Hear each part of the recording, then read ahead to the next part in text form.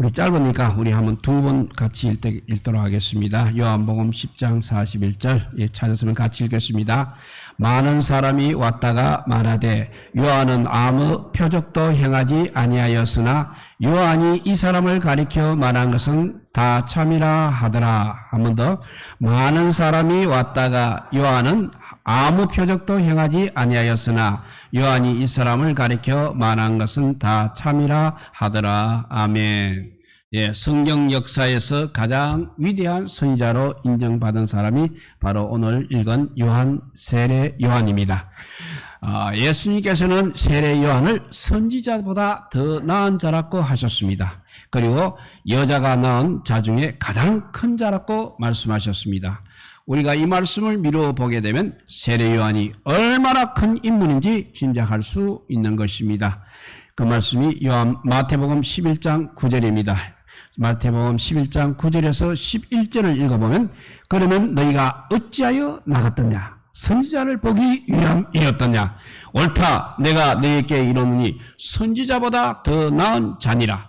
기록된 바 보라. 내가 내 사자를 너희 앞에 보내오니 그가 너의 길을 너희 앞에 준비하리라 하신 것이 이 사람에 대한 말씀이니라. 내가 진실로 너희에게 말하노니 여자가 낳은 자 중에 세례 요한보다 더 큰 이가 일어남이 없도다. 그러나 천국은 극히 작은 자라도 그보다 크니라 했습니다. 예수님께서 요한을 이렇게 큰 인물로 평가한 이유가 무엇이겠습니까? 그것은 요한이 다른 선지자들과 특별히 구별되는 무언가가 있었기 때문인 것입니다. 예수님께서 사역을 시작하시기 직전에 많은 사람들이 회개함으로써 주님이 오실 길을 예비하셨기 때문인 것입니다. 요한의 사역은 기간도 짧았습니다. 그리고 사역의 내용도 매우 단순했습니다. 요한은 예수님보다 6개월 먼저 태어났습니다. 그리고 6개월 먼저 사역을 시작하였습니다. 그리고 예수님이 사역을 시작한 지 오래지 않아 그런 것만 옥에 갇혔습니다. 그러니 요한의 사역 기간은 1년 남짓 정도였을 것이라고 추정할 수 있는 것입니다. 요한의 사역 기간은 1년 남짓 정도였을 것으로 추정할 수 있습니다. 요한의 사역 기간이 짧았던 이유는 주님 오실 길을 준비하는 자신의 사명을 단기간에 마쳤기 때문인 것입니다.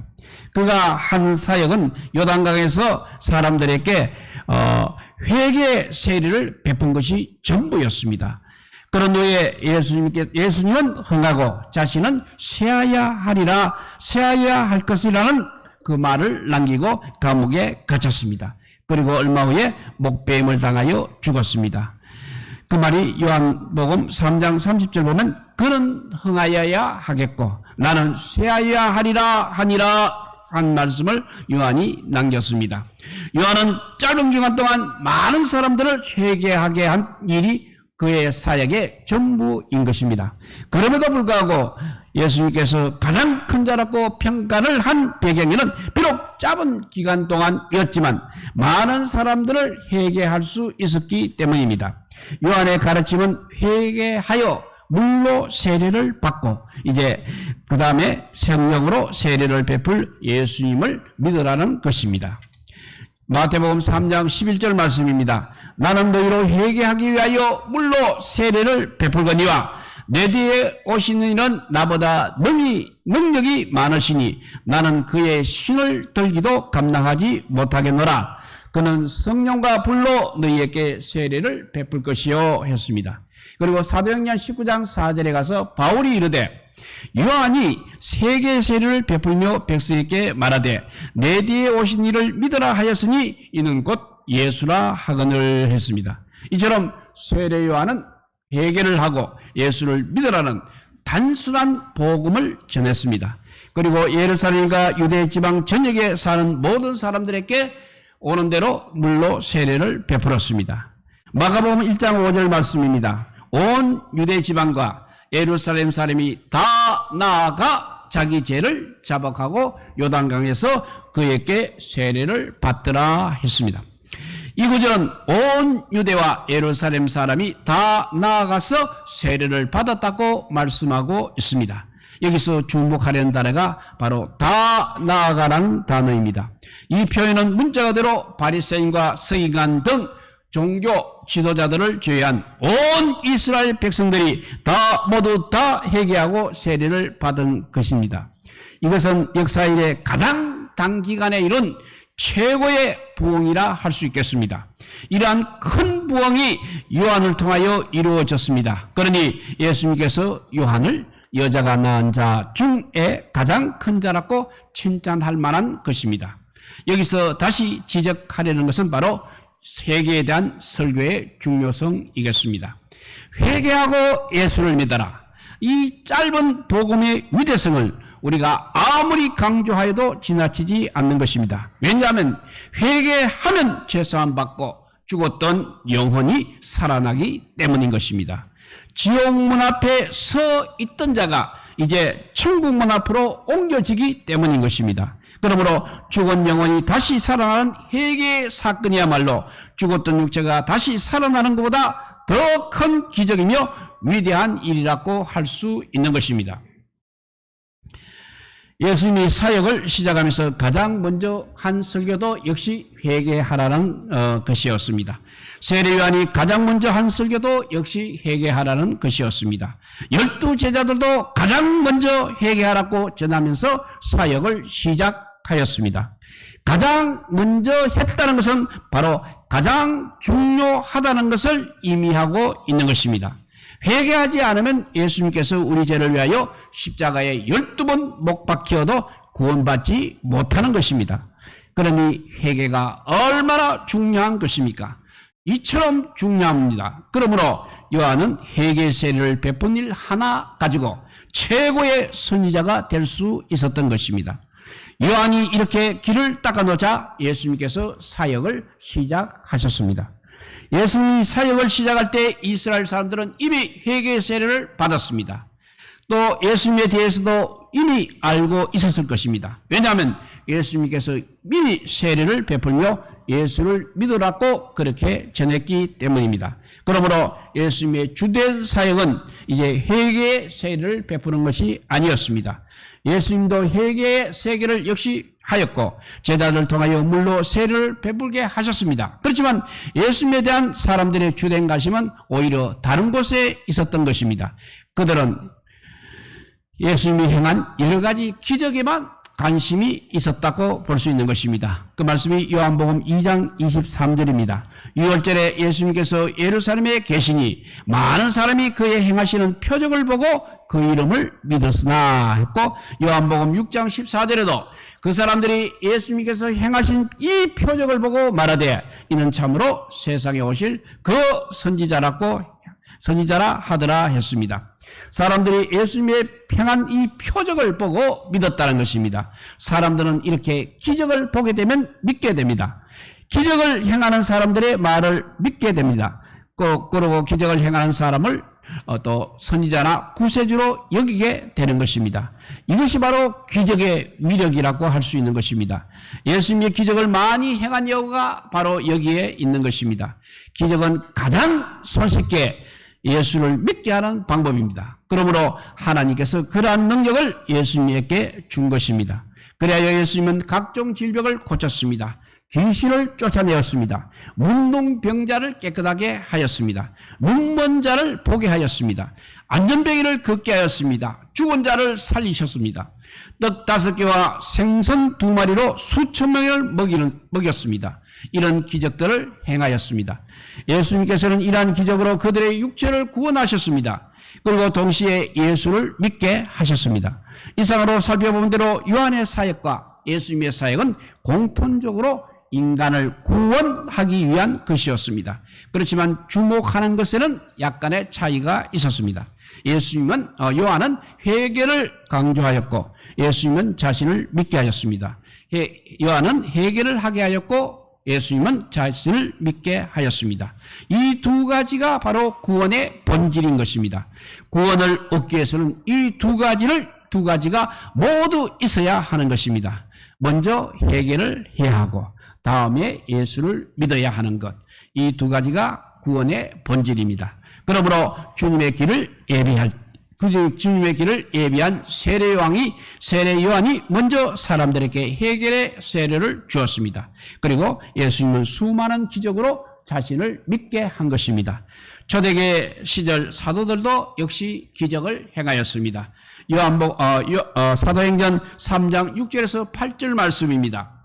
베드로가 이르되 은과 금은 나에게 없거니와 나에게 있는 이것을 너에게 주노니 나사렛 예수 그리스도의 이름으로 걸으라 하고 오른손을 잡아 일으키니 발과 발목이 곧 힘을 얻고 뛰어 서서 걸으며 그들과 함께 성전으로 들어가면서 걷기도 하고 뛰면서 하며 하나님을 찬송하니라고 했습니다.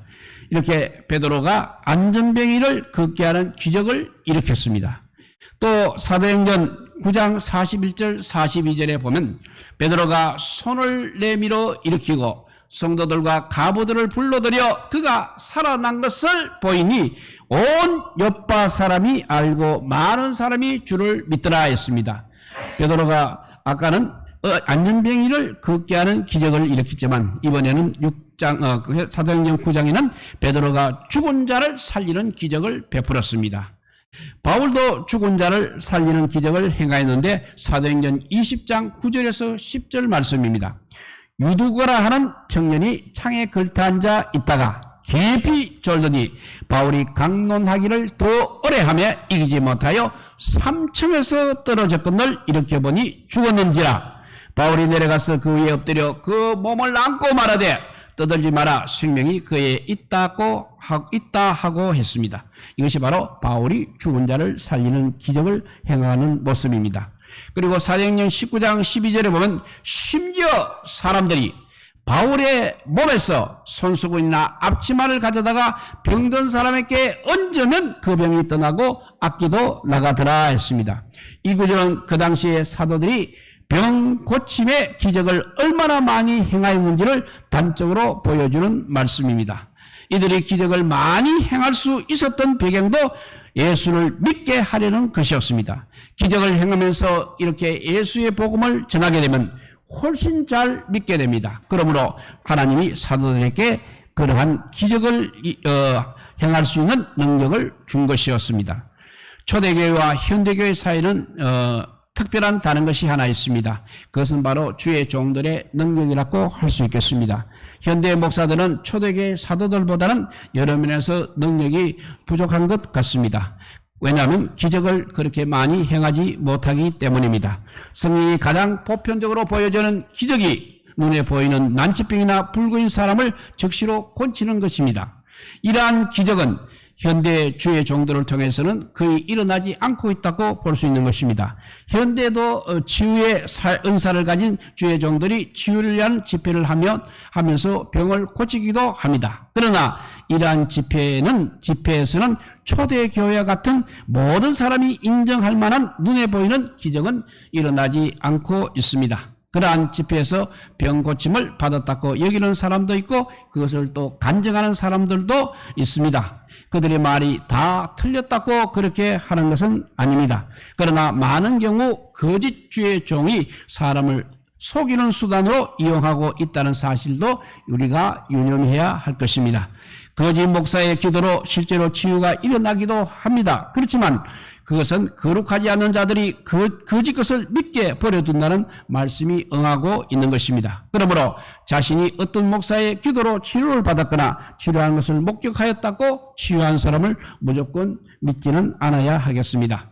거짓 기적을 행하는 보이는 사람들 중에 세계적으로 이름이 알려진 대표적인 사람이 미국의 베니 힌이라는 사람이고 나이지리아의 TV 조수아 그리고 케냐의 데이빗 오워 등입니다. 한국에도 한때 거짓 기적으로 이름을 날렸던 사람들이 많이 있었습니다. 지금도 거짓 기적으로 활동하는 사람들도 역시 존재하고 있습니다. 기적은 믿지 않은 자들을 믿게 하는 수단인 것입니다. 그러나 거짓 교사들은 믿는 자들을 오히려 속이는 수단으로 기적을 행하고 있습니다. 그들은 안수기도하면서 사람을 밀어 쓰러뜨리기도 하고 회중 가운데 특정한 질병이 있는 사람을 예언하며 앞으로 불러내고 치유를 위한 기도를 하기도 합니다. 또 집회 중에 어떤 때는 보면 금가루가 떨어지기도 하는 것을 볼 수 있습니다. 이들이 사람을 밀어 넘어뜨리게 한 이유는 넘어지거나 누워있는 장면을 연출하면서 자신이 능력 있는 사람으로 보이기 위한 것입니다. 사람을 미는 자체가 오히려 비인격적인 행위입니다. 그럼에도 불구하고 속이기 위해서 그렇게 하고 있는 것 같습니다. 그러니 기도하면서 미는 사람은 조금 신뢰하지 말아야 하겠습니다. 회중 가운데 특정 질병이 있는 사람이 있다고 말하면 예언의 능력이 있는 것처럼 보이게 됩니다. 그러나 이러한 예언은 또 아무나 할 수 있는 이러한 예언은 아무나 할 수 있는 예언입니다. 왜냐하면 해당 질병이 있는 사람이 없어 앞으로 나오지 않는 경우도 있기 때문인 것입니다. 이것도 능력을 거짓으로 연출하는 한 방편인 것 같습니다. 그리고 하나님께서는 피상 금가루를 그렇게 그들처럼 아무데나 뿌리지 않을 것입니다. 기적은 아무 때나 일으키도록 하지 않을 것입니다. 기적을 보고 예수를 믿을 만한 사람이 있다면 기적은 허락하실 것입니다. 그러나 그러한 집회에는 불신자들은 거의 오지 않고 있습니다. 그런 것에 미혹된 그리스도인들이 많이 오고 있습니다. 그러니 계속 속을 앓고 어떤 의미에서는 금가루를 뿌리고 있는 것 같습니다. 지금 말씀드린 전형적인 거짓 치유라든지 거짓 기적의 예들을 말씀드렸습니다. 그러나 앞으로는 이러한 집회를 잘 분별하시고 치유 집회나 예언 집회는 가급적 가지 말 것을 당부합니다. 특히 그런 분야에 이름이 난 사람은 외국인은 한국인은 가까이 하지 말 것을 당부합니다. 왜냐하면 그들은 미혹한 자일 가능성이 매우 높기 때문입니다. 사탄도 보면 기적을 통하여서 사람들이 자기를 믿게 합니다. 이들이 기적을 일으키는 것도 하나님의 허락으로 이루어지는 것입니다. 사탄 스스로 기적을 행하는 능력은 없다고 보아야 할 것입니다. 데살로니가 후서 2장 9절에서 10절 말씀입니다. 악한 자의 나타남은 사탄의 활동을 따라 모든 능력과 표적과 거짓 기적과 불의의 모든 속임으로 멸망하는 자들에게 있으리니 이는 그들이 진리의 사랑을 받지 아니하여 구원함을 받지 못함이라 했습니다. 이 구절도 기적을 보게 되면 사람들이 믿게 되는 것을 보여주고 있습니다. 그런데 여기서 믿게 되는 것은 예수님이 아니라 사탄이라는 것입니다.